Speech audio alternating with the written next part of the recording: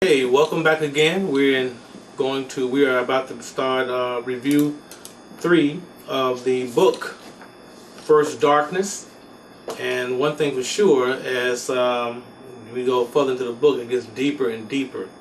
So we really have some real dense and very deep subject matters to cover today, from chapters 14 through 20 of this book. And so, did you find yourself,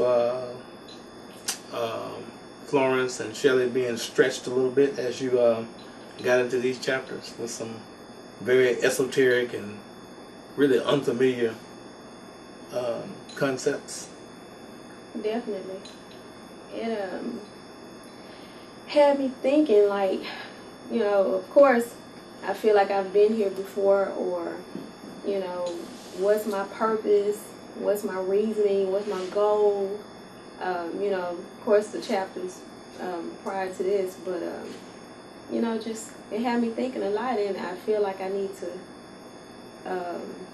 my understanding, be careful as to what I do and, just how I think, but it's definitely some very deep chapters. Very deep chapters. Yes, sir. Yes. Yeah. What about you, Shelley?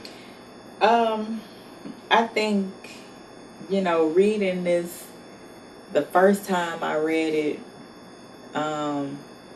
over a year ago when I first started following some of Dr. Gibson's teachings, and then reading it now that I've had an experience with some of his teachings, is a whole different experience. The first time I read it, I was like, ooh, this is, it's just like, ooh, this is good. But you really, but you really don't know what you're reading. And then as you've heard the active signal, right, and you've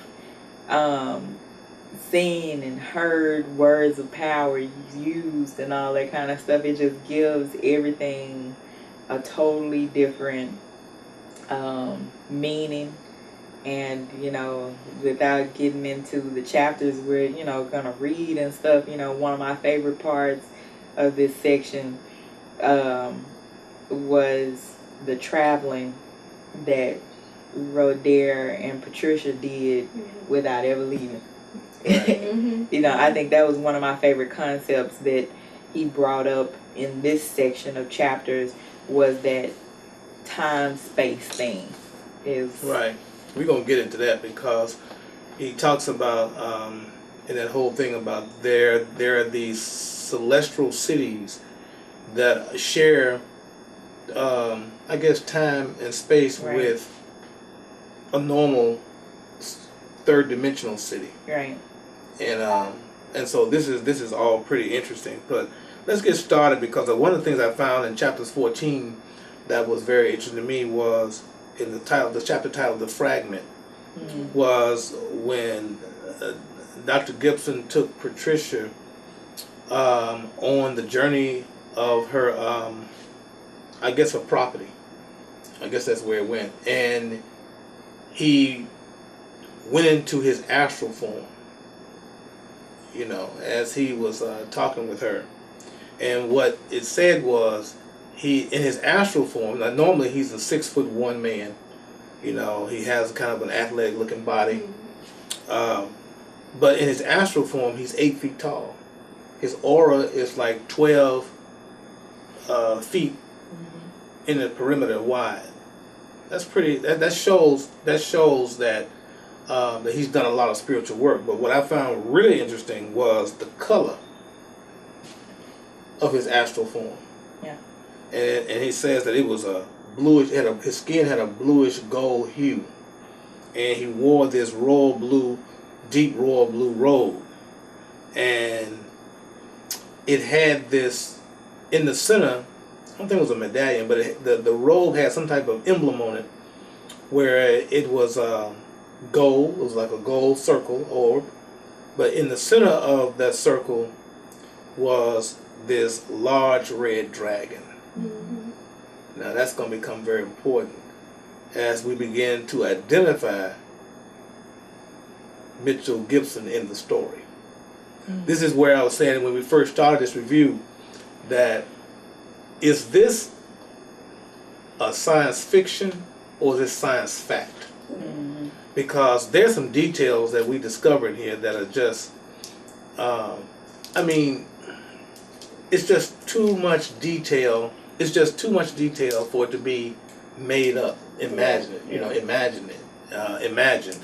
And so I thought that was very, very interesting how he was able to take her on that journey with him by going to some type of astral body, and then she was able to go and travel with him in that sense. You wanted to add something to that?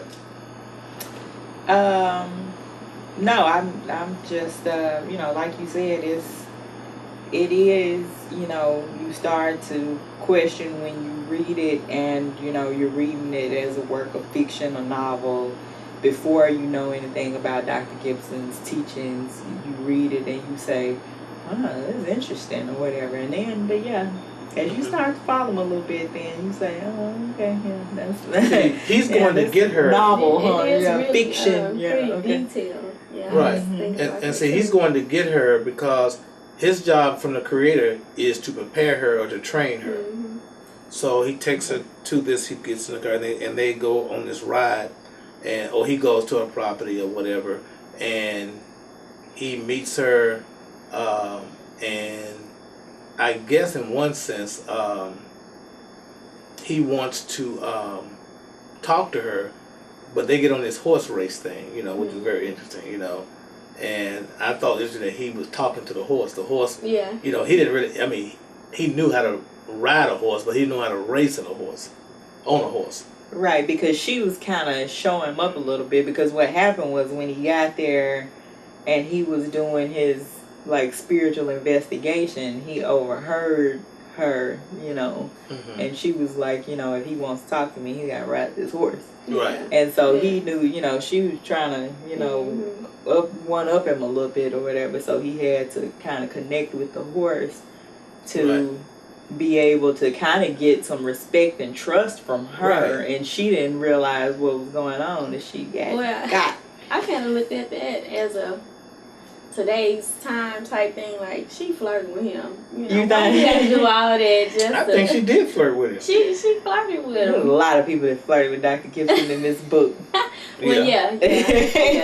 Right. Well, beyond all that, and when the scene was about him going to her place, and he scanned it in the previous chapter and began to see. Matter of fact, he actually replayed the what happened. Yeah.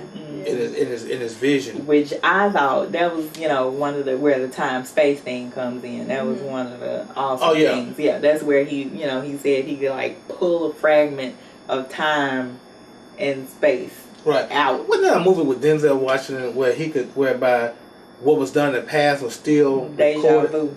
Deja vu.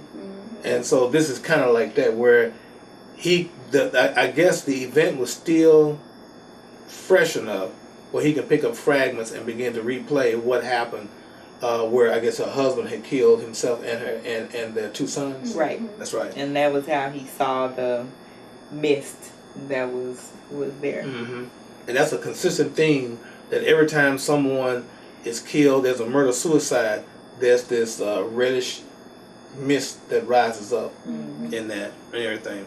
So when we come down to, I wanted to ask you, what was unique about Patricia that he had to train?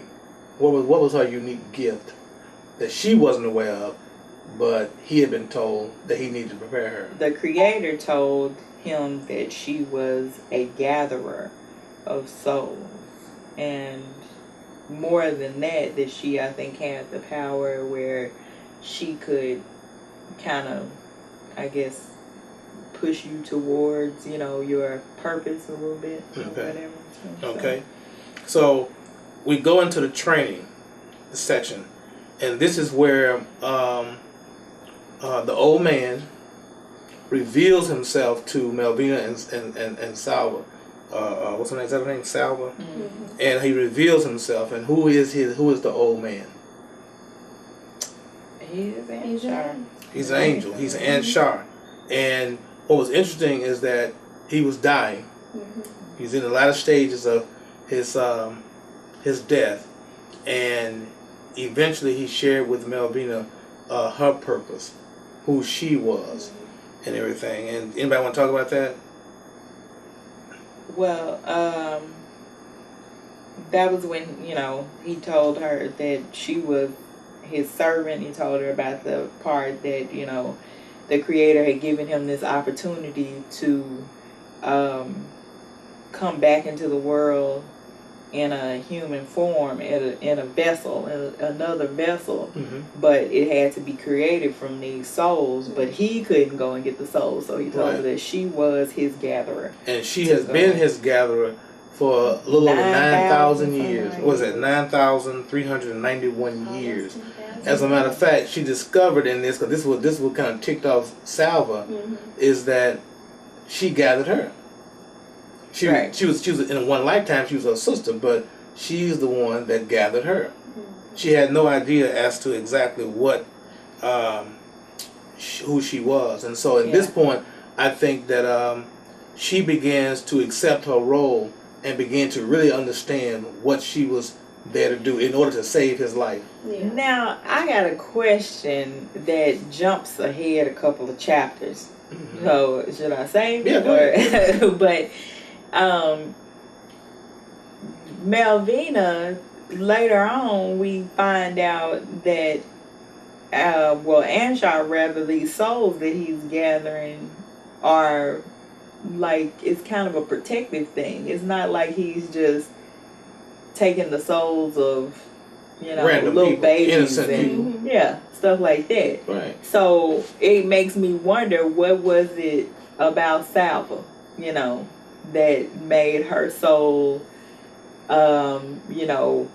qualify to be taken, and what was it about Gerard and his, I know his mother was gonna kill his daddy had he left her there. Right. But well, some of these people were going to create more death and destruction. Right, that's what I'm saying. So killed. that's what I'm saying. So, what was it that Salva, was gonna That's a good point. That may be in the latter part of the book, but it's not about Salva. No, it's not about her, but the boy. We have to the point, it does make you something up. It does make you kind of, because at one point in time it seemed almost kind of tragic that these people are possessed by, in this case, Melvina. Right.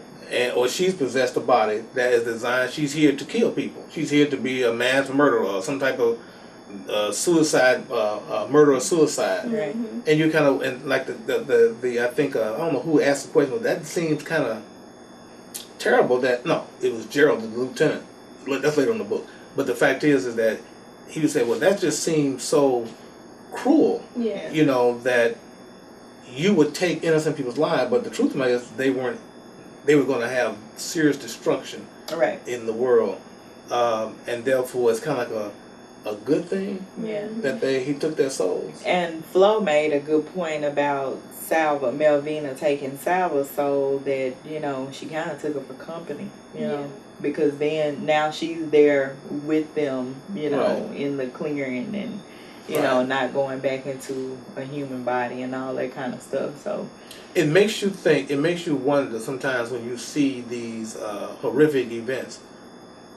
Hate to admit this. Hate to speak about this, but you see a horrific event like the children that were killed in Connecticut. Was that Connecticut? What was that place called? Sandy Hook. In Sandy Hook. Yeah. If we use that logic, the guy who went in there and did the shooting is kind of like a gatherer, and we can cover that more when we get to that chapter, because it explains, some of the stuff that was taking place, so people will understand. I guess what I'm trying to say is that sometimes we from our human standpoint, we really do not understand. Definitely don't.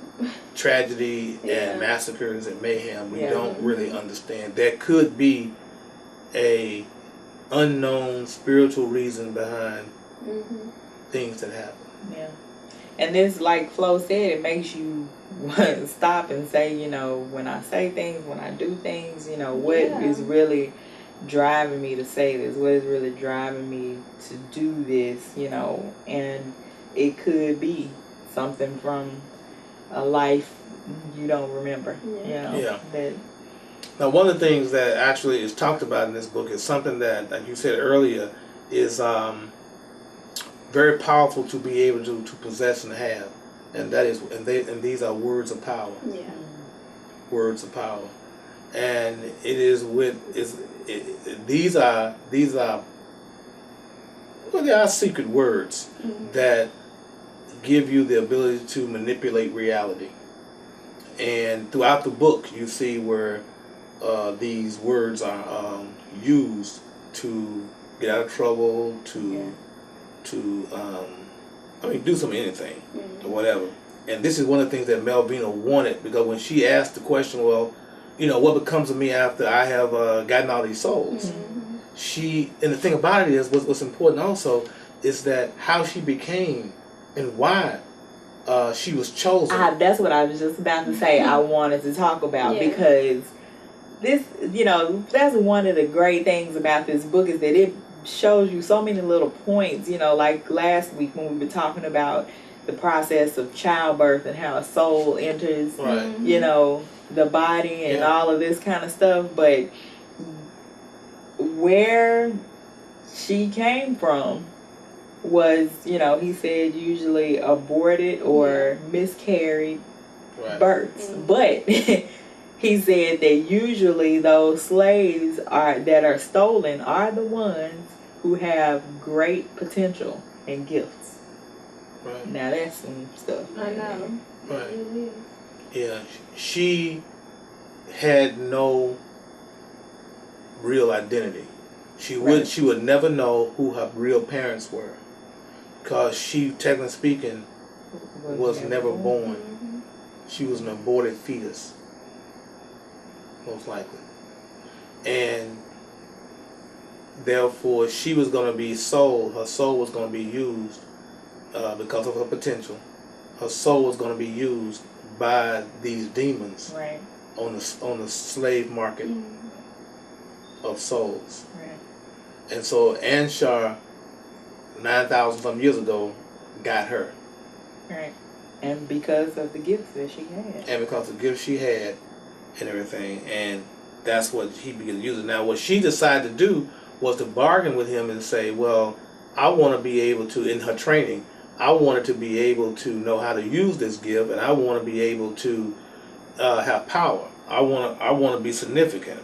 I want to have some purpose in her life, and therefore, the point was he was going to teach her by taking her to the central sun, or to the sun, and showing her how to take in words of power. Yeah. Now, as a person who has been allowed to know various words of power, I've had that training before. It really is a powerful tool to have, to know. Not only does it give you the ability to do certain things like affect change in reality and everything, but more importantly, it changes you. I'm sure it does. It changes you. There's something about these words of power, because number one, everybody has words of power. Everybody knows who they are. Yeah. You have words of power written on your soul. You have 617 facets to your soul, and on each facet, there's a component of 5. There are 5 components on each facet, and one of the components on each facet is words of power. So everybody has words of power. You have at least 617 if you have all your facets. And most people don't have all their facets. But a part of growing spiritually, when you mature and become enlightened, you get all your soul facets. Which means this goes back to the point of why it's important to evolve yourself spiritually. You know, I talked about that this morning in a kind of a hidden way in this morning's message about words of power. And I really wish, you know, since we're talking about this, that people would really study words of power. Begin to learn words of power. There are many words of power.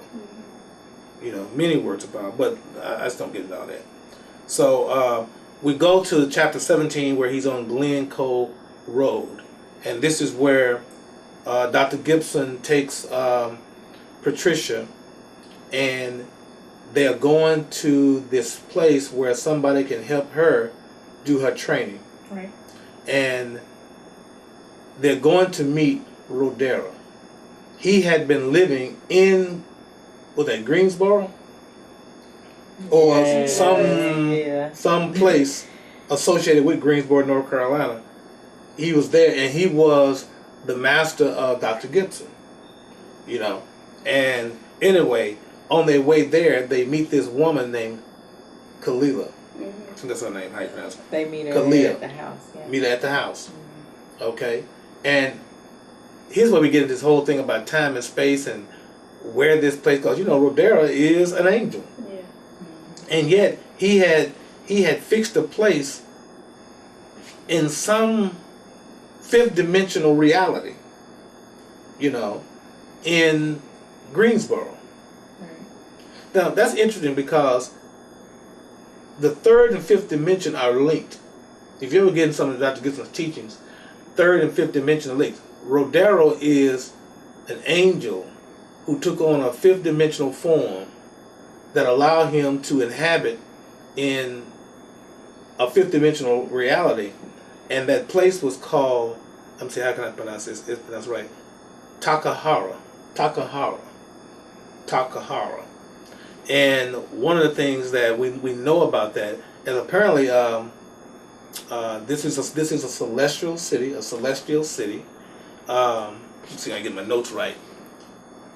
And all the beings in that city are immortal, and that's what Kalia is. They are enlightened and immortal. Now, what's interesting that I've come to learn is that there are two gates you can enter into to be able to go into that city. It is a real place. It's not now. This part of it is really true. Okay, and it's a celestial city where fifth dimensional enlightened people live. Everybody that's there is immortal and enlightened. And the only way you can get there, you have to go there through the gate of death or the gate of consciousness. Which means this is why Dr. Gibson go there. Because he can enter into that city because of his development. Through his consciousness. He didn't die to go there. Yeah. He went there through a type of meditation that he does and everything.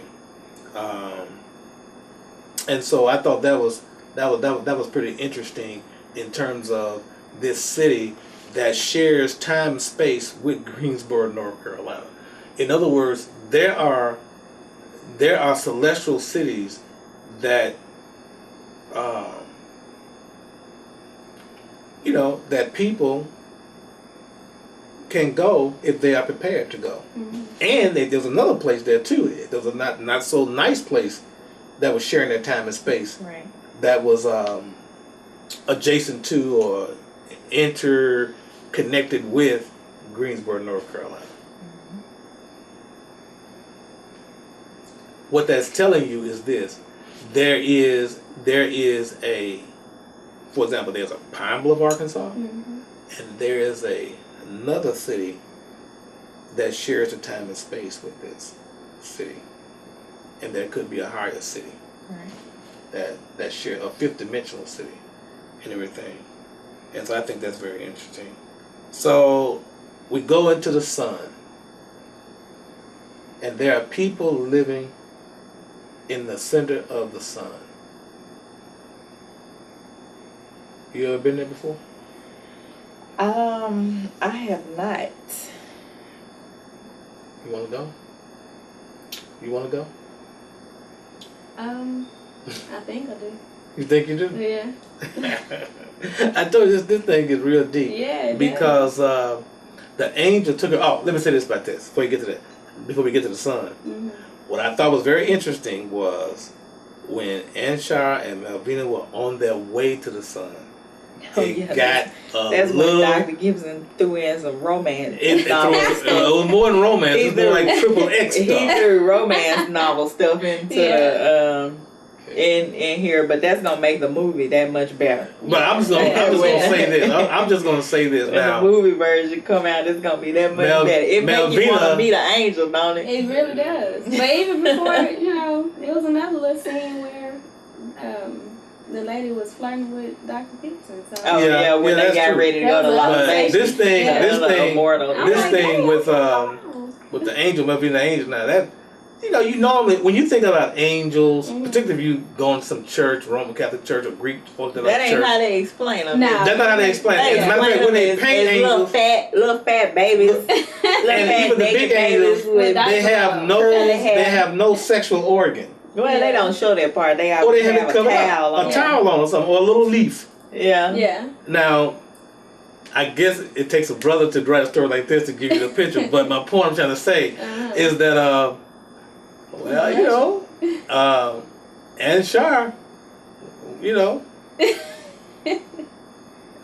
had it going on. I guess you might say. Because the girl, she kind of felt on him. She felt up on him. I mean, to be honest with you. She got distracted about me. Look here, girl. You're on your way to the sun. And he paid no attention. Yeah. He paid no attention to her. She knew the measurements. Like, what? She could feel that. How did y'all feel when y'all read that? Did it kind of make you kind of? Nah. Didn't have that for you. Nah. Yeah, never really. It'll be interesting in the movie though. It'll be interesting part of the movie. So, anybody got anything else you want to add to any of this? What as far as the journey part? Yeah, the journey or anything else at this. Oh well, yeah. I thought that's what we were getting ready to talk about. So once they get to the son and he starts she starts learning and absorbing these words of power. I think the interesting thing to take away from that is, the fact that, I guess he took her to the sun so she could pick the stuff up more quickly. Right. Whereas,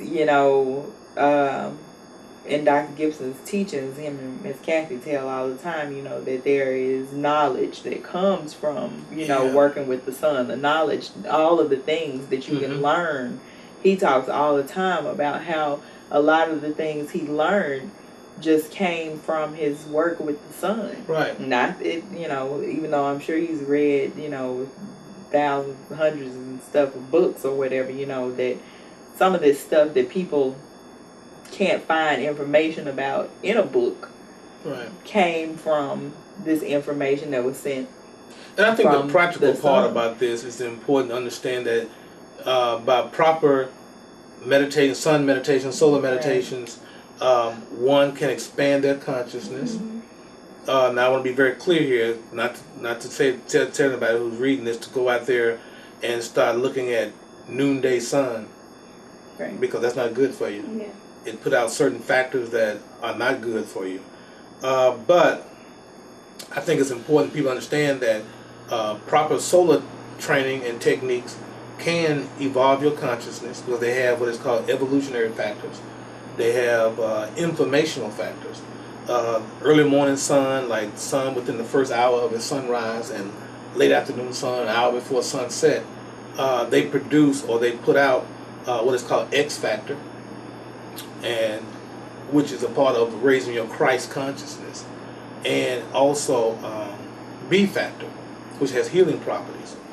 And so I think that that's one of the things that Dr. Gibson has taught and has shared before.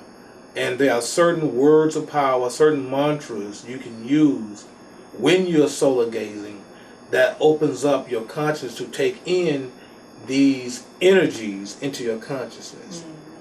And I think that what's important about going into the active signal is that it is this active signal that where angels and other beings restore themselves, as well as you understand how the universe was created. The universe is actually sung into existence by the angels, and these sounds and these symbols are carried. There's a tape, or actually there's a CD that Dr. Gibson puts out called the Active Signal, Right. that contains all the sounds of the universe. You know, every planet, every star, every person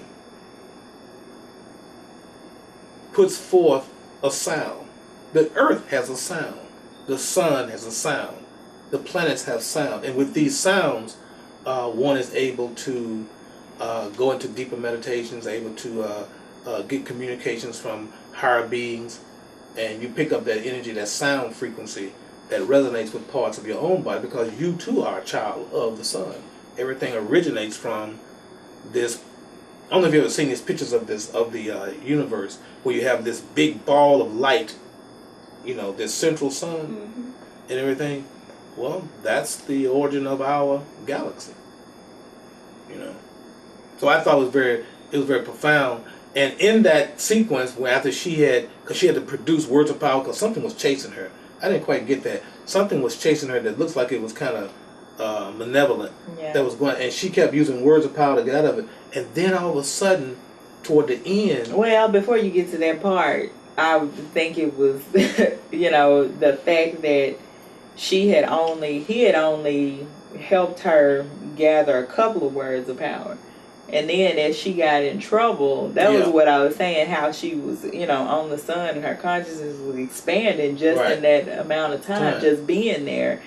She was like, you know, we've talked about the fact that all of these things are already in us. We know them. Right. And they were coming forth. Right. As she was getting in trouble, it was like things were coming forth inside of her, and she couldn't focus because she was afraid. Mm-hmm. But then when under pressure, she spoke words of power. Yeah, when she really needed. When she needed. When she really needed, then she, you know, was able to do some stuff. And so I think that's important. I'm glad you brought that out. I think that's important because many times people don't realize their full potential or what they actually have in them, and sometimes when under stress, when under pressure, you know, you have these flashes of insight, you have these responses that you didn't know you had in you.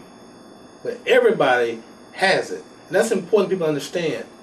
It's not like, you know, there are people who are necessarily greater than you. Mm-hmm. It's just that they just have more access of themselves than you. It's important, I think it's important people to understand that you too can do greater things. That, let's say, for example, I remember Dr. Gibson saying the difference between you and me is that I have opened myself up to greater possibilities.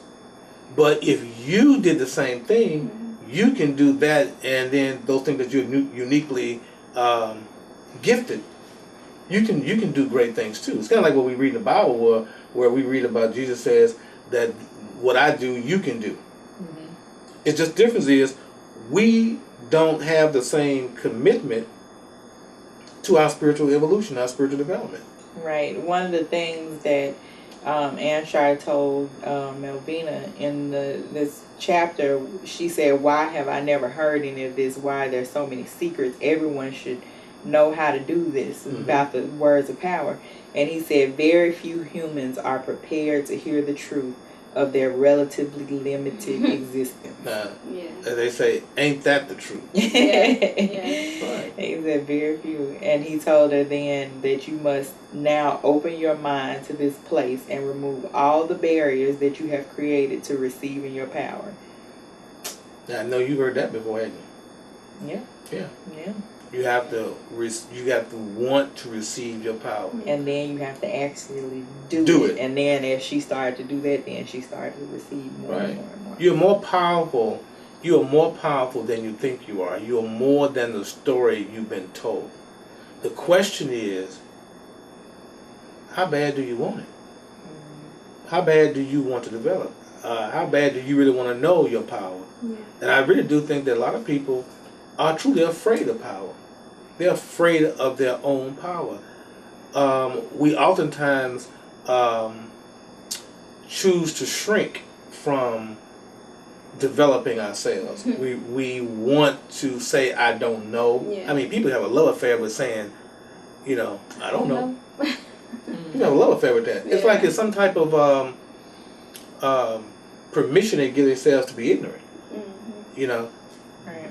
But if we can break that love affair and really say, you know what, I really want to know my divine potential. Now I know there are religious concepts, viruses, religious spiritual viruses that make us feel like we don't have all these these divine potentials and everything. But even when people do discover that they have divine potential, when they read it, ye are gods, you're just undeveloped.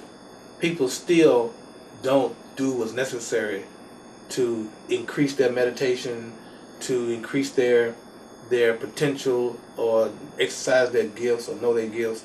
I think that this book actually is trying to say that to us, you know, that we need to explore our divinity. I've heard Miss Kathy say that, and for the most part, Kathy Gibson is a real great example of a person who, right before our eyes, really began to explore her own divinity and lost her fear of it. And you can see her clairvoyance, you can see her wisdom, you can see her insight has expanded, you know, right before our very eyes. You know, yeah, that's my experience with her. So go ahead. So you know, at this point, the thing that was chasing her, this force that was chasing her, you know, Anshar had like been weakened by the travel and teaching her and all that kind of. He got weakened because every time he shows his true form, it takes energy from him. Right. So you know, as she's learning, she's getting stronger. This energy, this red energy that's there trying to overtake her, can't really kind of get to her right at that moment because she's strengthening herself, but it gets Anshar. And that's what starts chasing her, and Anshar from within still trying to hold on because now the first darkness is got him. You know, in the grips of the first darkness. And so he cries out at the last moment to tell her, get out of here, you know. And in his last, you know, bit of, you know, I guess his angelic. And how did she get out? She did a word of power. Did a word of power and was reborn. And was reborn. And who does she become? Patricia. She is Patricia. Yep. Wow. She is Patricia. Reborn as Patricia. But you know, when I saw that, I thought back to where, you know, it was just so many thoughts going through my head. But when Dr. Gibson, before they did the race, or well, after they did the race, and he asked her, has she ever had any thoughts or whatever, and she said when she was 5, you know, her mom would talks about her spiritual potential. And you know, saying she saw this man and she just thought it was a ghost. And then when she was 12, you know, her and her dad was riding a horse, and she looked in the water and she saw people, you know, at the bottom actually swimming or whatever. Now, you know, for Melvina, right? It was said that she was never actually born, never was given a name, none of that. So now she's Patricia. Well, that was because before she was Patricia, she was nobody. But see, now that Anshar has given her the ability to do these words of power and stuff, now she's had the power to be born. You know. Yeah, in her original soul, she was aborted. Right. Yeah. And when Anshar chose her to be a gatherer, each time she went through a life, was born into the world, she was unconscious. Because remember, she was Gerard and she was Melvina. You know, so he would have her be born as somebody to gather the souls. She had to be a human. Right. But originally. But the point is, she never really had any conscious awareness of her birth and death.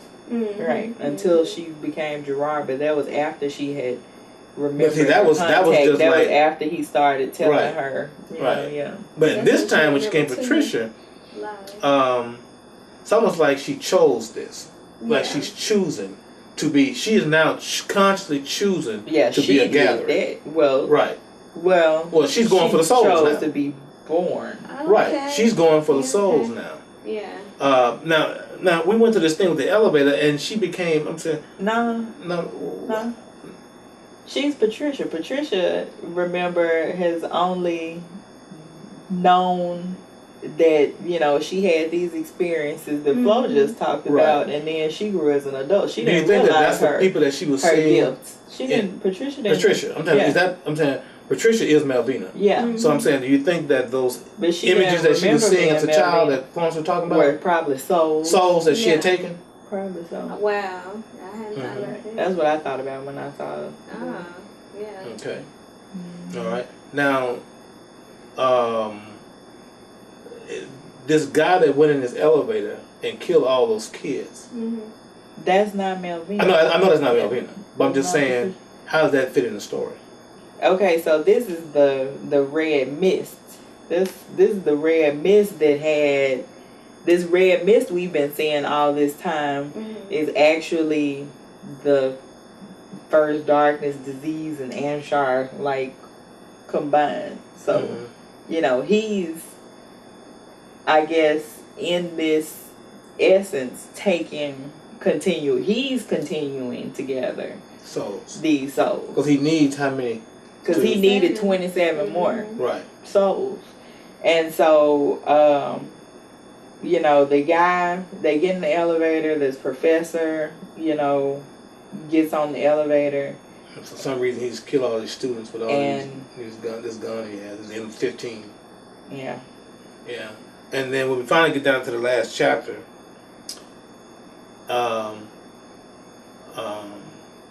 Roder and Anshar meet in, I guess it would be Greensboro in the Heavenly City. Well, before that happens, in the elevator, out of the blood and pile of bodies in the elevator comes This red mist. no, man. Comes Anshar. Oh, comes Anshar, right. Yeah. Right. Anshar comes up out of this pile of stuff, and they arrest him, take him to jail. Oh, yeah, that's right. And say, "Oh, you got So wings." was it his 27 bodies then? No, I don't think he got that many yet. I think that in the end, when we stop reading, Roder has a plan of how to cure Anshar. And Anshar and Roder meet in the jail with the detective Gerald, and he is over his head. Yeah. And this is where I think in this chapter, I think in this chapter, they reveal something. I don't have it. If you can find it, where they talk about this red dragon. Yeah, this is where when Dr. Gibson green dragon, and when red Dr. Gibson introduces himself to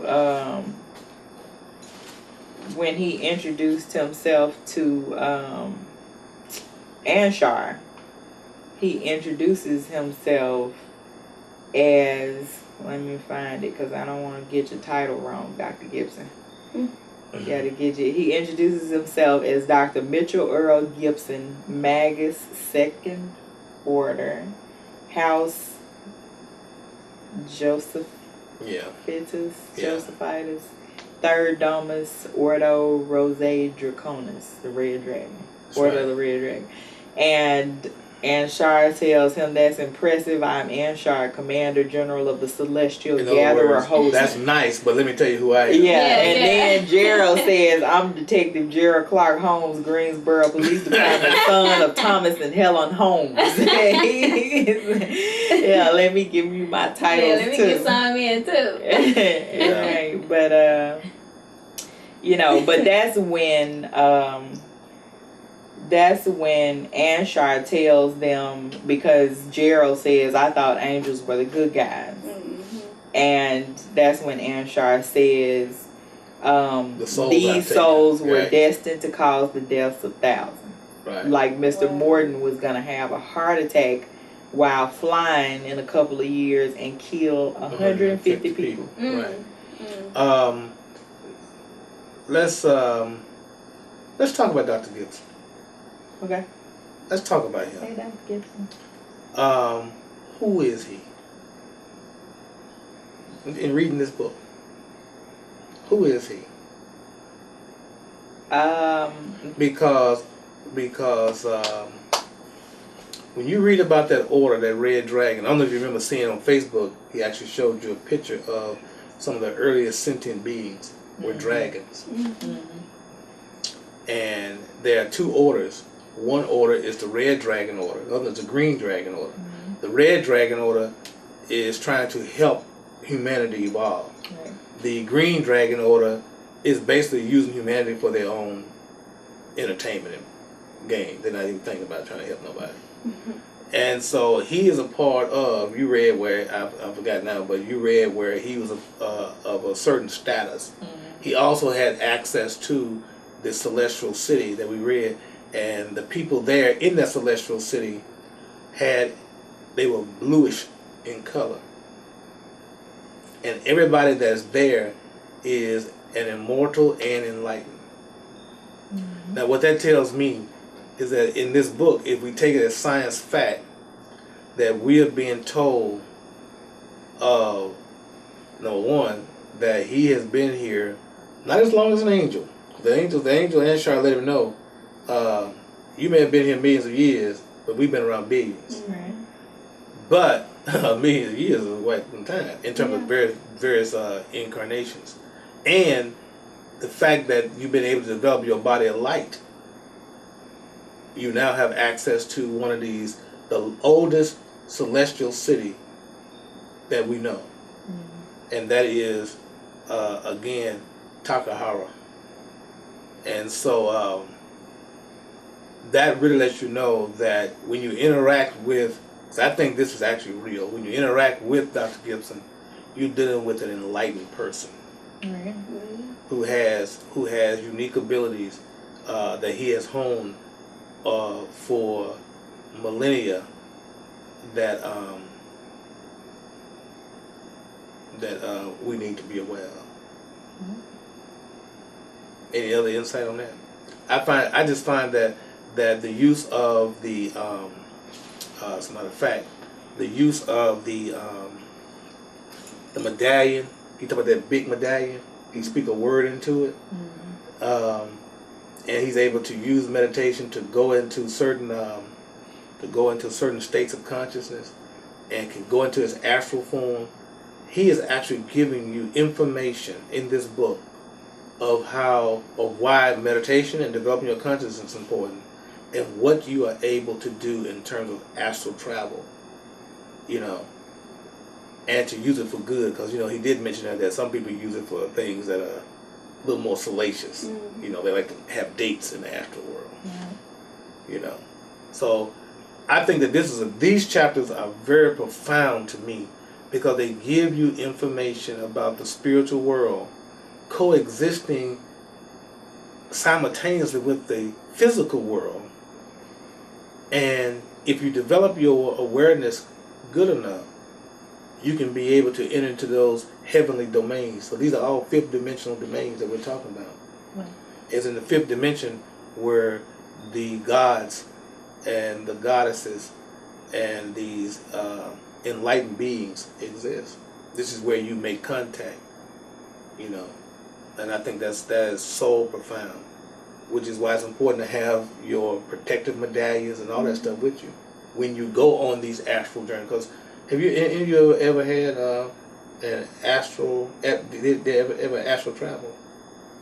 Well, you do it when you go to sleep. Yeah, I was just gonna say, not purposely going anywhere, but I have gotten to the point where I'm aware when I am somewhere, and I know that one of the things that has gotten to be a habit of mine, if I'm, in a situation, the miracle prayer just like falls out of my mouth like. So you have nothing. You have it like in your subconscious where. Right. Without even thinking about it, you do it. You can say right. it. To like where I first, when I first started doing different types of meditations and spiritual works, and I would, have these experiences where I would feel like I was, maybe in another place. Have or you ever something been like attacked that. in your dream? Because when you I dream, haven't, you are not since in the astral plane when you dream. I haven't, not since I've actively started doing things with Dr. Gibson. I mean, I take that back. I had one experience, and it was when I first started learning the miracle prayer, where I felt like something wasn't right, something was like kind of dangerous kind of thing going on. And it was like, I could hear a friend of mine in my head telling me to say the miracle prayer, and I said it. Right. And have you ever had a situation where you were in the astral plane and you knew that you were dreaming, or you knew? Because I'm saying, when you are in the astral plane, many times you are dreaming, but you are truly in another place. Have you ever had a situation whereby you knew you were there, and everything, where you were conscious, what they call a lucid dream? Well, yeah, I lucid dream a lot, but this Michael medallion, this demiurge medallion, when I first got it, and some of our other friends have attested to it as well. Hey, Alexis, we love you. When we first got it, it was like, am I asleep? Am I awake? Am I, and it was like all happening at the same time. It's like, oh, I am asleep, but I'm awake, and I see myself asleep, and I can see the dream I'm having while I'm sleeping. So you're actually in your body. It was when we first got these demiurge medallions. Alexis and I talked about the fact it was like, whew, I'm tired. I don't know if I went to sleep or if I was up or where I was. Do you sleep with a medallion, like under your pillow? Or you wear I either sleep with one under my pillow or on. It depends on what kind of work I'm going to do when I go to bed, when I go to sleep. Okay. What I'm planning on doing when I go to sleep that night. Okay. I would truly say that it's important that people, if you don't have a protective medallion like the first medallion, because I keep that on all the time, the first medallion or the Michael medallion, or whatever, something like that, or the demiurge medallion, if you told, is that play the miracle prayer when you sleep. I think it's important that you that you have the miracle prayer going, because it is truly a very protective song, and I think that when you dream, you do go into the astral plane, and there are some very creepy beings that roam and stroll the astral plane. A lot of times they're looking for one night stands, little astral sex, and you don't necessarily want that, with certain, beings like incubus, the succubus, like that. And so when you have that, I know for sure when you have that demiurge medallion on, it keeps you from being somebody's plaything, because a lot of times they can't see you because of the light that's shining on. I recommend a person, really, they want to, they don't want to start with that, get the first medallion. It's a very powerful medallion, and sleep with it under your pillow or sleep with it on. It's important. But I just noticed that in the book, the medallion and Dr. Gibson's use of his medallion is very profound and prominent in the book. So I think that'll do it. We covered chapters 14 through chapter 20 or 21. And when we come back next week, we're going to go to chapter 24. And that'll be next Sunday. So until then, have a great afternoon. And from Florence to Shelley to myself, we'll see you next week. Bye.